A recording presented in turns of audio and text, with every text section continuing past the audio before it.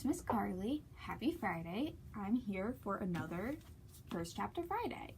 And today I have a tween book, a new tween book called Rosie Frost and the Falcon Queen.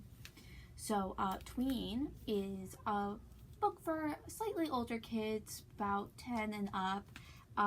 Usually we put books in tween if maybe the content is a little more mature or the reading level is a little more difficult. So you can find this at our tween section. It is by Geri Halliwell-Horner, who, if you did not know, used to be in the Spice Girls, the world's best girl band. I'm sure you kids all remember the Spice Girls. And so this book is about an orphan girl named Rosie Frost who's sent to this mystical island called Bloodstone Island.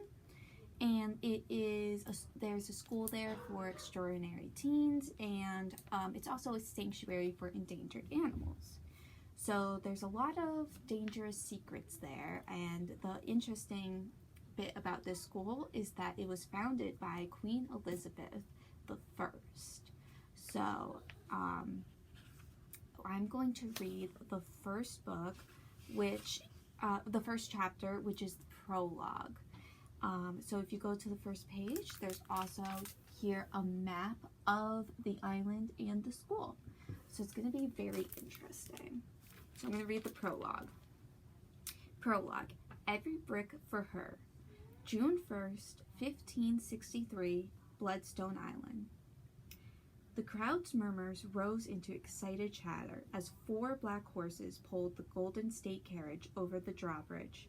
She was coming. The island's wintry wind blew cold and hard in their faces as they watched it approach. Their queen peered out from behind the red velvet curtain of the carriage window, the hood of her dark cloak framing her skin, which was so white it almost glowed. Tendrils of her hair, reddish and long, escaped and danced in the wind. Hidden within the carriage, she clutched a small purple book with a golden bird embossed on its cover. "Thank you," she softly whispered, then touched the ruby and diamond ring she was wearing. It contained a miniature enameled portrait of her mother, Anne Boleyn. The carriage went on through an iron gateway and trundled up the long path to the blood-red brick mansion beyond. A vast, opulent lake stretched all the way along the side of the path, and she watched the winter sunlight glisten off its surface as they went past. The 19 men from her privy council had already arrived, along with those selected members of Parliament who had also been summoned to meet with their sovereign here.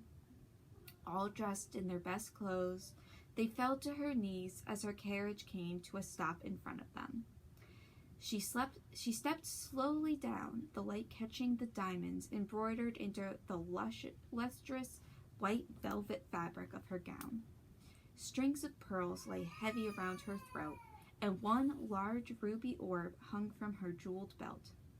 Her Majesty, Queen Elizabeth, a groundsman announced, and bowed. She smiled graciously at the old man, and a flicker of memory came to her, of seeing his face before, when she'd visited once as a girl. The crowd remained silent, expectant, waiting on her word, while she scanned the enormous building and extensive grounds.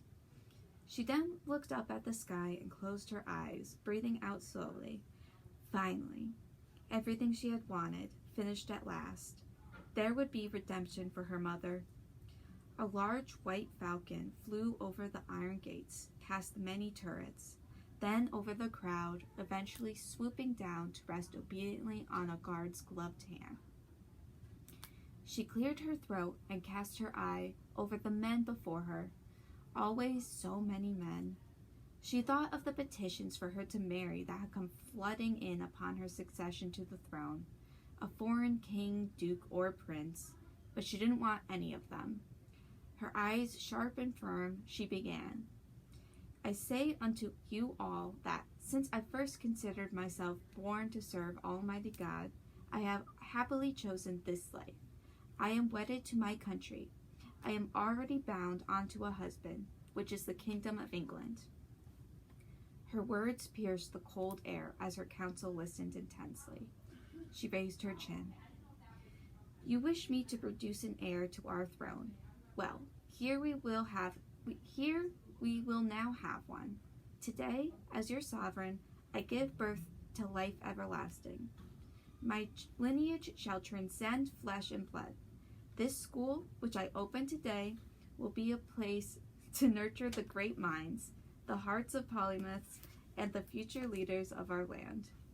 The children to come from within these walls will be my legacy, my successors, my heirs, and it is they who will go on to serve our kingdom. This school will house only the greatest of students, and of course, all of my father's allies and descendants are welcome. Many of her advisors nodded appreciatively, while others conferred with their neighbors, the discussion growing in volume. Silence. I am not finished. She raised her voice above the din. My mother's death was not in vain. She will live on through our endurance, courage, power, and freedom. And every student here will embody the principles my mother taught me. The men frowned. Mention of Anne Boleyn had been forbidden since her execution. Elizabeth's lips folded in tightly. Her voice grew stronger, darker. I cast out the shadows, the lies about her. My mother's name, her blood, lives on in me, and not just in flesh, but through ideas. The truth will out. Her power will spread through the scholars and students who come here, shining out in their craftsmanship and philosophies. There was a doubtful murmuring from some of the men. I am your queen, and those who defy me in this venture will feel my wrath. Her eyes were thunderous, the voices quieted. She then smiled, her posture firm, and looked out across the crowd, who were listening to their commanding monarch with absolute attention again.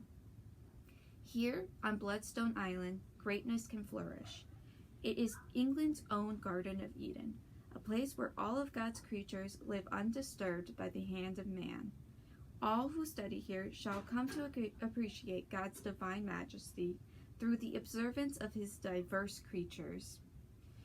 And the students will grow strong, living by the foundational principles bestowed on me by my own blessed mother, the Falcon Queen. Animo imperium libertas, she declared. The crowd cheered.